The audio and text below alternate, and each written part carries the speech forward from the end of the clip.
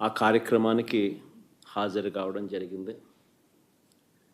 ఆ కార్యక్రమం ఎంత బాగా జరిగింది, జనంలో ఏ రకమైన స్పందన వచ్చింది అన్నది మీ అందరికీ కూడా తెలిసే ఉంది.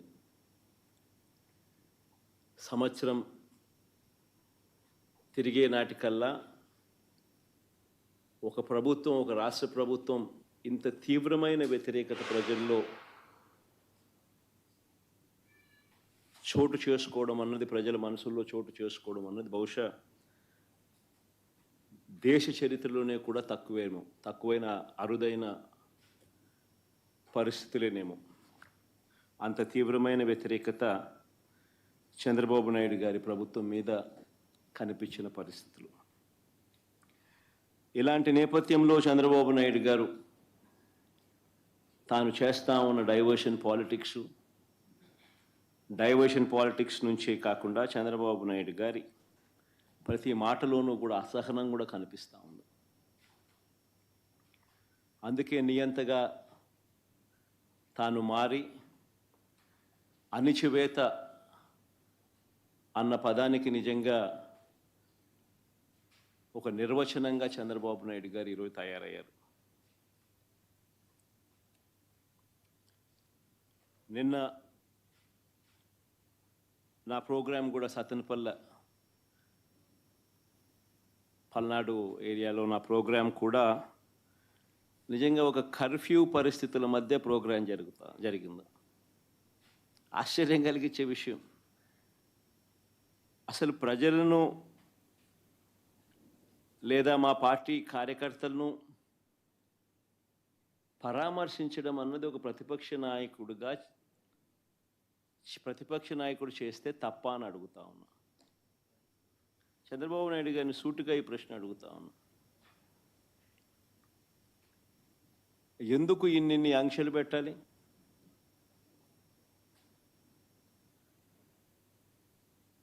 ఎందుకు పోలీసులను ఎక్కడ పడితే అక్కడ పెట్టి ప్రోగ్రాంకి ఎవరు రాకూడదు అని చెప్పి ఆదేశాలు జారీ చేసి, ఎందుకు వచ్చిన వాళ్ళందరి మీద కూడా ఎక్కడికక్కడ కట్టడి చేసే కార్యక్రమం ఎందుకు చేయాల్సి వచ్చింది?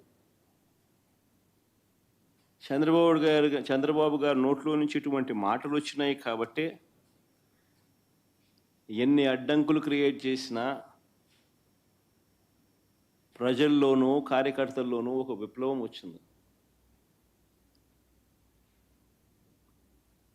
నిన్న ప్రోగ్రాం ఎలా జరిగింది అన్నదానికి నేను చెప్పాల్సిన పనిలా, బహుశా నాకన్నా కూడా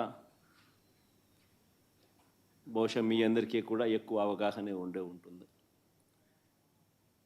కానీ ఒక ప్రతిపక్ష నాయకుడు ప్రజలను కలవడానికి వెళ్ళినప్పుడు కానీ, లేదా పార్టీ నాయకులను పరామర్శించడానికి వెళ్ళినప్పుడు కానీ ఎందుకు ఇలాంటి ఆంక్షలు విధించాలని అడుగుతా ఉన్నా.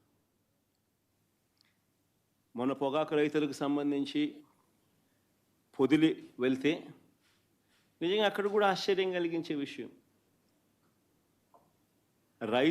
పొగాకు రైతులు అష్టకష్టాలు పడతా ఉన్నారు. పండించిన పంటకు గిట్టుబాటు ధర రావడం లేదు. అలాంటి నేపథ్యంలో 2 ఆత్మహత్యలు జరిగాయి పరుచూరు, కొండేపిలో. ఇలాంటి పరిస్థితుల మధ్య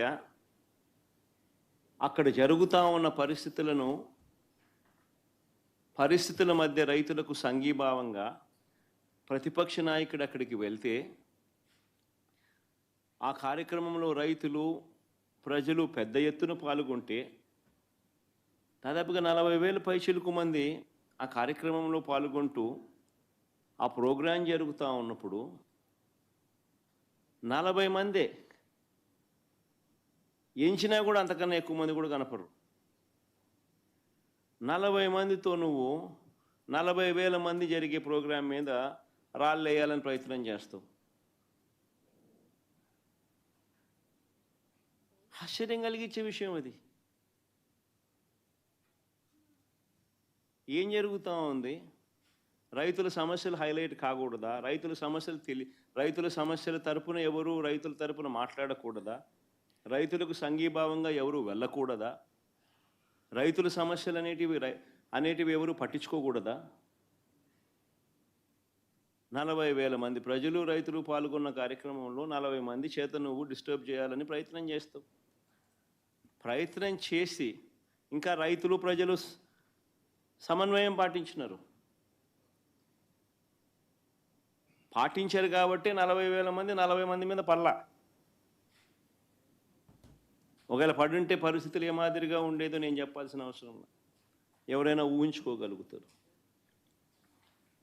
40 మంది చేత గొడవ నువ్వు చేయిస్తావు, ఉల్టా రైతుల మీద నువ్వు కేసులు మళ్ళా పెడతావు.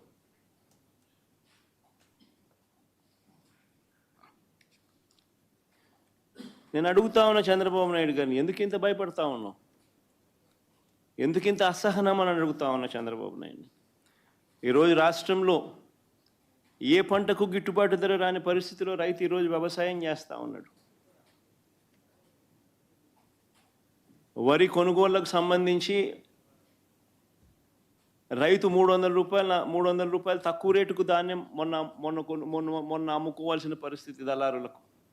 చంద్రబాబు నాయుడు గారి పుణ్యాన వరి దగ్గర నుంచి మిరప, పత్తి, జొన్న, కందులు, మినుములు, పెసులు, మొక్కజొన్న, సజ్జలు, రాగులు, వేరుశెనగ, అరటి, చీని, కొక్కో, ఇప్పుడు పొగాకు, మామిడి కూడా. ప్రతి పంట కూడా ఏ పంటకు కనీస మద్దతు ధర రావడంలా. రైతులు అష్ట కష్టాలు పడతా ఉన్నారు. ఈ మధ్యకాలంలోనే పల్నాడు జిల్లాలో 2 ఆత్మహత్యలు పొగాకు రైతులకు సంబంధించి పల్నాడు కొండేపిలో జరిగితే 2 రోజుల కిందట పల్నాడులో కూడా చిలకలూరుపేట నియోజకవర్గంలో, వినుకొండ నియోజకవర్గంలో 3, చిలకలూరుపేటలో 2, వినుకొండలో 1, మరో 3 ఆత్మహత్యలు చేసుకున్న పరిస్థితులు.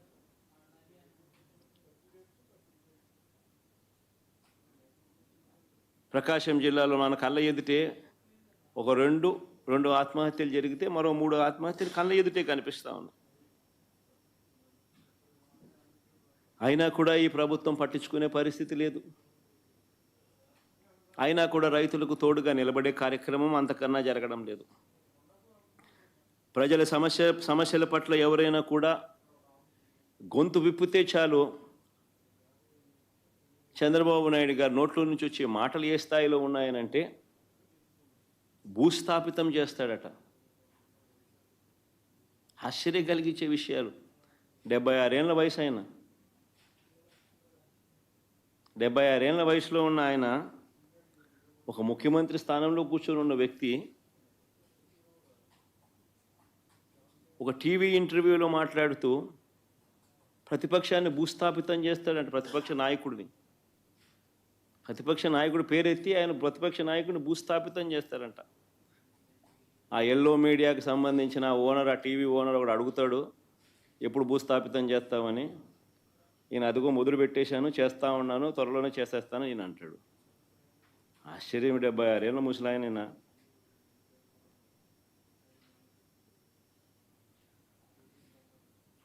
ఈ వయసులో రెడ్ బుక్ రాజ్యాంగ పాలన ఏమిటి, ఈ బెదిరింపులేమిటి, వాడిని తొక్కుతా వీడిని తొక్కుతా అన్న మాటలు ఏమిటి? ప్రజలు ఏదో దేవుడు ప్రజలు దయదలిచి ఏదో అధికారం ఇచ్చారు. ఇచ్చిన అధికారంతో ప్రజలకు మంచి చేయడానికి పోయి, మంచి చేయాల్సింది పోయి, ఇచ్చిన హామీలను నెరవేర్చాల్సిన బాధ్యతను పక్కన పెట్టి అబద్ధాలతో మోసాలతో పరిపాలన చేస్తూ వాటి గురించి ఎవరైనా ప్రశ్నిస్తే భూస్థాపితం చేస్తాను అనే మాటలు మాట్లాడుతూ ఉన్నాడు ఈ వ్యక్తి.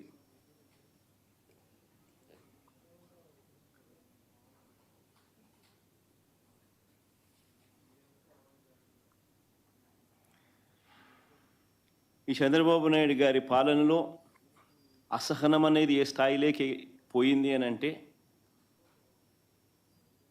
ఏడాది కాలంలో ఈ ప్రభుత్వం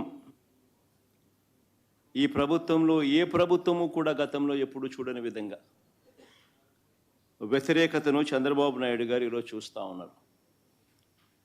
ఇందులో దీని నుంచి డైవర్ట్ చేసేందుకు, ప్రజల సమస్యలు ఎవరైనా గొంతెత్తి విప్పితే ఆ గొంతును నలిపేందుకు ఏడాది కాలంగా మా పార్టీ నాయకులపై చంద్రబాబు నాయుడు గారు పెడతా ఉన్న తప్పుడు కేసులు నిజంగా చూస్తే ఆశ్చర్యం కలిగిస్తాయి. ఎవరు గలం విప్పినా కూడా గలం విప్పకూడదు అనే ఉద్దేశంతో, విప్పనివ్వకూడదు అనే ఉద్దేశంతో తప్పుడు కేసులు పెడతా ఉన్నారు, టాపిక్లు డైవర్ట్ చేస్తూ ఉన్నారు. ఈ తప్పుడు కేసుల సాంప్రదాయాన్ని మరింతగా కొనసాగిస్తూ మొన్న కరెక్ట్గా నా ప్రోగ్రాంకు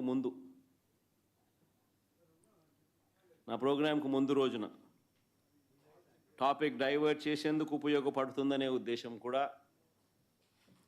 ఒక కారణం. రెండో కారణం, గొంతు నొక్కాలి, ఎవరైనా కూడా తనకు వ్యతిరేకంగా మాట్లాడితే